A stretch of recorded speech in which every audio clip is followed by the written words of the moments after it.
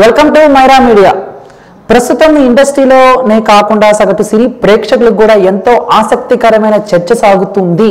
అది ఏం సినిమా అనంటే ఖచ్చితంగా లక్ష్మీస్ ఎన్టీఆర్ అని చెప్పాలండి. ఇక్కడ వర్మ గారు ఒక తప్పు చేస్తున్నారు అని చెప్పేసి కామెంట్లు అయితే వినపడుతున్నాయి.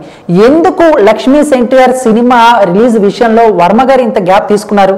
ఎందుకంటే రీసెంట్గా వచ్చిన మహానాయకుడు సినిమా కూడా ప్రేక్షకుని అంచనాలను మించలేదు.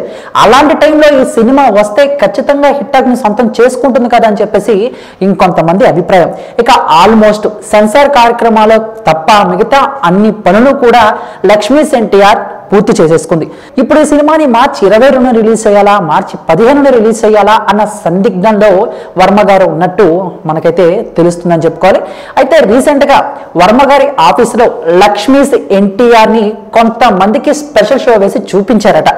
ఇక ఈ వీళ్ళు చూసిన తర్వాత ఈ సినిమా గురించి వాళ్ళు చేస్తున్న కామెంట్లు ప్రస్తుతం ఇండస్ట్రీలో సంచలనమైన హాట్ టాపిక్గా మారాయి.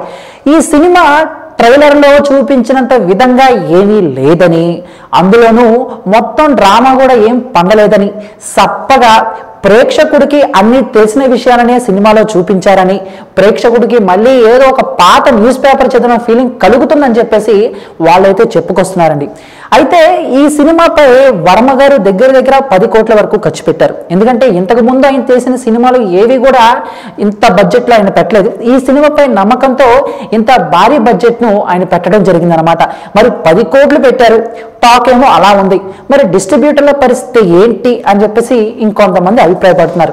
అయితే దీంట్లో అన్ని సంచలనాత్మక నిజాలే ఉన్నాయని, సినిమా ఎంతో ఇంట్రెస్టింగ్ గా సాగుతుందని చెప్పేసి ఈ మూవీ నిర్మాతలు బయర్లకు మాత్రం మంచి భరోసా ఇస్తున్నారు. దీనికి ఒక డౌట్లో ఉందిలేండి. ఎందుకంటే వర్మ గారి ఇదివరకు సినిమాలతో పోల్చుకుంటే ట్రైలర్లు మాత్రం ఆహా ఓహో అదరహో అనిపిస్తాయి. ఇక సినిమాకి వెళ్ళి చూస్తే మాత్రం సినిమాలో పెద్ద విషయం ఏమీ ఉండదని చెప్పేసి ఇంకొంతమంది అభిప్రాయం. అందులోని ఈ టాక్ను తీసుకుని ప్రస్తుతానికైతే ఇది ఇండస్ట్రీలో హాట్ టాపిక్ గా మారిపోయింది. ఈ లక్ష్మీస్ ఎన్టీఆర్ లో అంత బొమ్మ ఏమీ లేదని చెప్పేసి ఇంకొంతమంది అయితే వినిపిస్తున్నారు. అయితే ఇదంతా వర్మ గారికి పడని వాళ్ళు చేస్తున్నారని చెప్పేసి వర్మ గారి సన్నిహితులు అయితే చెప్పుకొస్తున్నారు. మరి ఏదేమైనా కూడా సినిమా రిలీజ్ అయిన తర్వాత సినిమాలో ఎంత మ్యాటర్ ఉంది అనేది మనకు అర్థమవుతుంది. ఏదైనా వర్మ గారు ఎప్పుడు ఏం చేస్తారో తెలియదు కాబట్టి సినిమా ఎలా ఉంటుందో మనం అంచనాలు వేయలేము. మరి దీనిపై మీ యొక్క అభిప్రాయాన్ని కామెంట్ రూపంలో మాకు తెలియజేసి, ఈ వీడియో మీకు నచ్చితే లైక్ చేసి అందరికీ ఇచ్చేలా షేర్ చేయండి. Thank you. Please do subscribe Myra Media. Please subscribe Myra Media. Subscribe to Myra Media. Please like, share and subscribe to Myra Media for lot of film news, gossips and hot news. Please like, share and subscribe to Myra Media. For more interesting updates, please subscribe to Myra Media YouTube channel. For more updates, please subscribe to Myra Media. So like, share and subscribe to Myra Media.